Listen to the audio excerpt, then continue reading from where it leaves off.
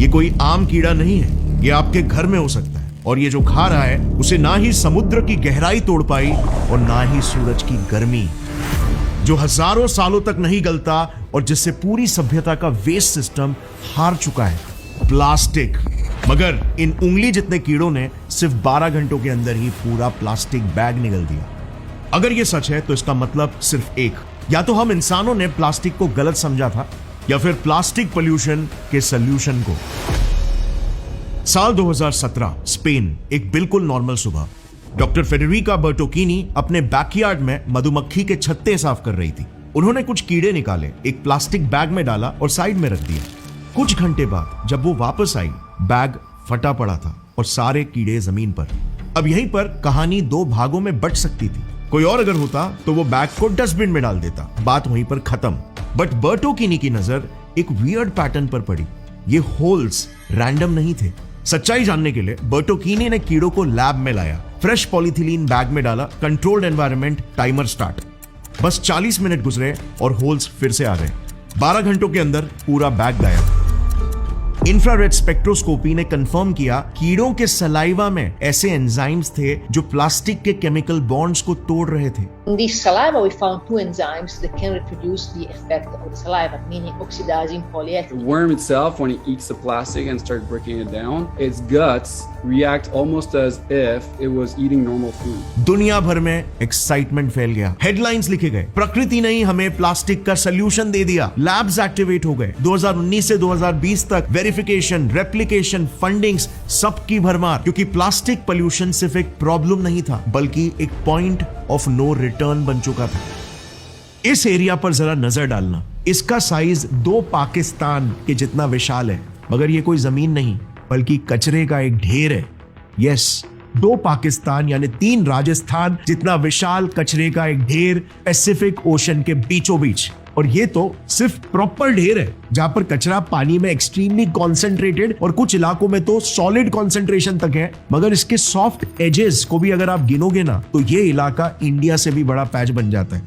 2014 के एक रिसर्च ने बताया कि यहां पर एटलीस्ट 5.25 ट्रिलियन प्लास्टिक के पीसेस है, जिनका कुल मिलाकर वजन 269,000 टन है। और बस सिर्फ इस एक पैच की वजह से आप बिलीव नहीं करोगे, हर साल 1 मिलियन सी बर्ड्स और 1 लाख मरीन मैमल्स मरते हैं, या तो कुछ पॉइजनस खाकर, प्लास्टिक के ढेर में फंसकर, या यहाँ पर नायलॉन के भटके हुए फिश नेट्स में अटक कर।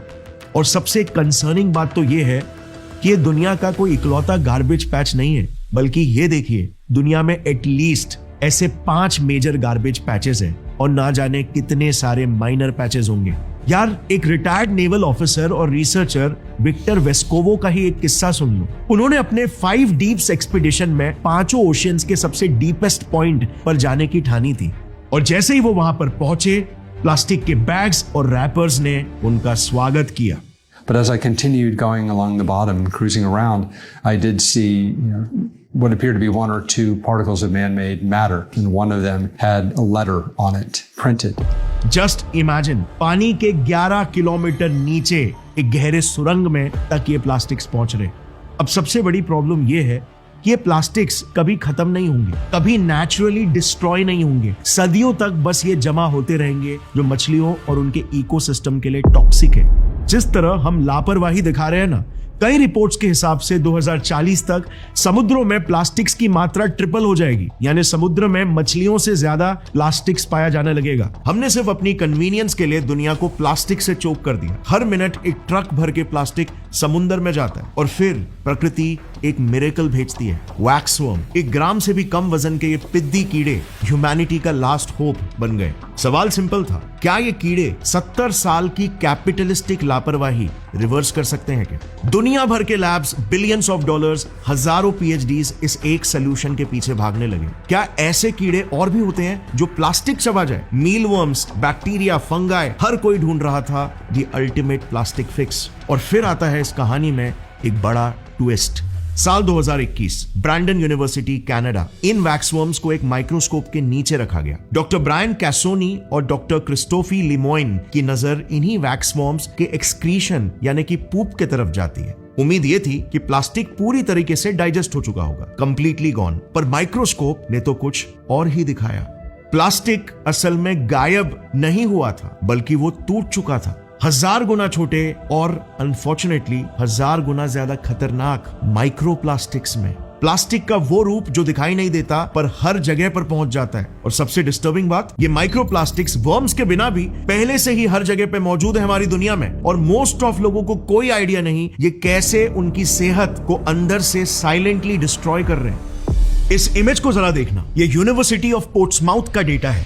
अगर आपने उस हर एक माइक्रो या नैनो प्लास्टिक पार्टिकल जो आपने सांसों के जरिए इनहेल किया है को एक स्ट्रेट लाइन में अरेंज किया ना, तो एक साल में एक एवरेज इंसान 2 जिराफ की हाइट जितना प्लास्टिक बस अपने नाक से अंदर लेता है। अपनी पूरी जिंदगी भर में तो यही इंसान मिनिमम एक आईफिल टावर की लंबाई जितनी हाइट के पार्टिकल्स को इनहेल करता है, और मैक्सिमम 1 किलोमीटर लंबे पहाड़ जितना।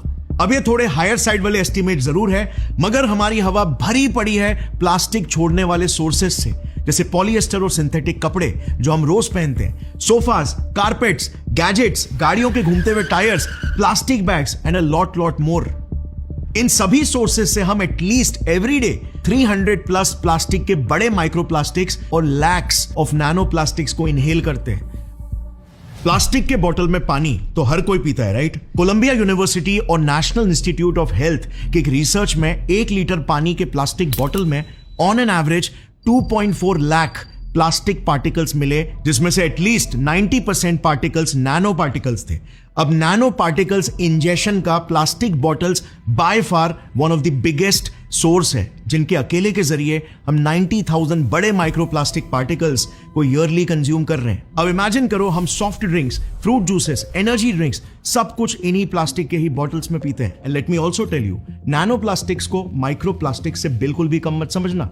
इनफैक्ट मोस्ट केसेस में ये ज्यादा टॉक्सिक साबित हुए हैं, क्योंकि ज्यादा छोटे होने की वजह से ये इजीली शरीर में दूसरे ऑर्गन्स के अंदर डीप घुसकर ज्यादा टॉक्सिसिटी को फैलाते हैं। और जहां माइक्रोप्लास्टिक्स के कुछ 100,000 पार्टिकल्स हम रोज कंज्यूम करते होंगे, इनके तो लिटरली लाखों रोज कंज्यूम करते हैं। सो वैक्स वर्म्स का क्या ये हाथ से निकली हुई प्लास्टिक पोल्यूशन की प्रॉब्लम को वाकई में सॉल्व करेंगे, या फिर काउंटर प्रोडक्टिवली और बढ़ा देंगे? क्योंकि अगर आपको लगता है कि माइक्रोप्लास्टिक सेफ है, तो जरा ये देखना हमारे शरीर में, स्पेशली दिमाग में, ये लिटरली क्या उधम मचा रहे हैं। ये डेटा देखना, 1997 से अब तक सारे ऑर्गन्स में प्लास्टिक की मात्रा तेजी से बढ़ती हुई मिली।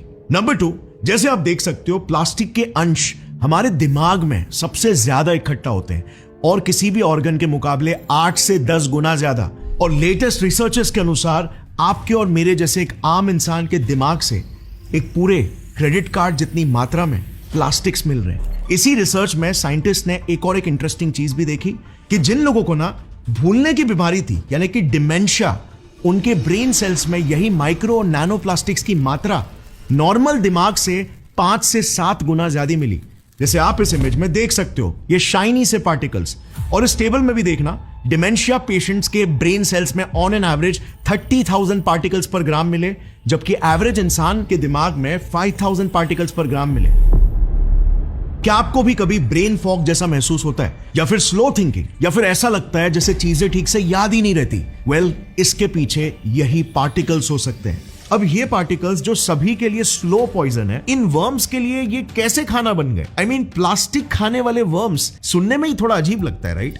देखो, वैक्स वर्म्स बीज का वैक्स खाते हैं, और यहीं पर एक इंटरेस्टिंग इत्तेफाक बनता है। बीज वैक्स और पॉलीथिलीन यानी कि प्लास्टिक का केमिकल स्ट्रक्चर लगभग एक जैसा होता है। दोनों लॉन्ग चेन कार्बन्स हैं। मिलियंस ऑफ इयर्स के एवोल्यूशन ने वैक्स वर्म्स को एबिलिटी दी कि वो अपने एंजाइम्स की मदद से बीज वैक्स को तोड़ सके। और प्लास्टिक तो बस उन्हीं एंजाइम्स के लिए एक एक्सीडेंटल मैच था, और इसीलिए फिर धीरे धीरे करके फोकस वर्म से हटकर एंजाइम्स पर चला गया। एंजाइम सीरीज और डिमीटर, जो हेक्सामेरीन/फिनॉल ऑक्सीडेज फैमिली के हैं। साइंटिस्ट ने सोचा, अगर इन एंजाइम्स को और पोटेंट बना दिया जाए, मास प्रोड्यूस किया जाए, तो अब तो प्रॉब्लम सॉल्व हो गई ना।